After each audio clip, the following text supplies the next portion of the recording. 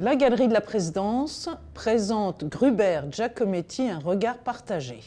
Il s'agit de montrer le lien amical mais aussi artistique entre ces deux artistes. Ils se sont connus en 1933 et cette amitié durera jusqu'en 1948, date de décès de Francis Gruber qui va mourir à 36 ans. Ce qu'il y a en commun, c'est vraiment cette écriture griffée, vibrante. Ils travaillent ensemble. On a des dessins de Giacometti qui ont été faits dans l'atelier de Gruber. Leur atelier était proche. Rue Hippolyte Mindron pour Giacometti et Villa d'Alésia pour Gruber. Donc ils sont à 100 mètres l'un de l'autre, ils communiquent vraiment, ils s'écrivent et ils vont peindre chacun dans l'atelier de l'autre.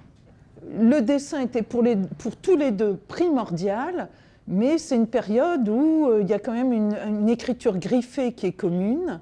On est vraiment dans la période de la guerre et de l'après-guerre, donc c'est vraiment une période difficile. Hein. Et vraiment, Gruber était considéré comme un génie par tous les peintres de son époque et venait pour lui demander des conseils.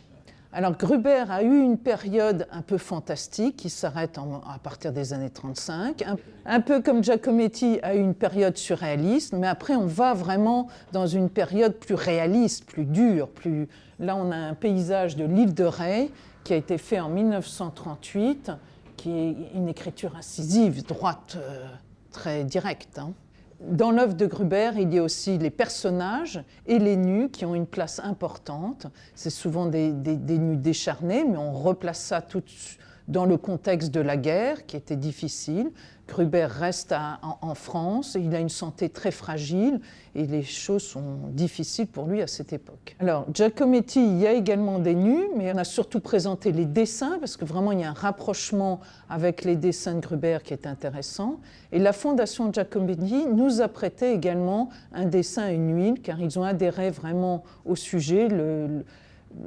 Ça n'avait pas été traité, l'amitié et le rapprochement artistique des deux artistes. Gruber, c'est une production assez confidentielle et très, très petite. Il a peint 300 toiles, 350 toiles. Il a été un peu dans l'oubli. Il y a eu une grande exposition au Musée d'Art moderne en 1950 et récemment au musée de Nancy, mais plus rien sinon depuis. Il s'agit de réhabiliter vraiment Gruber, de le remontrer et de le réhabiliter. Oui.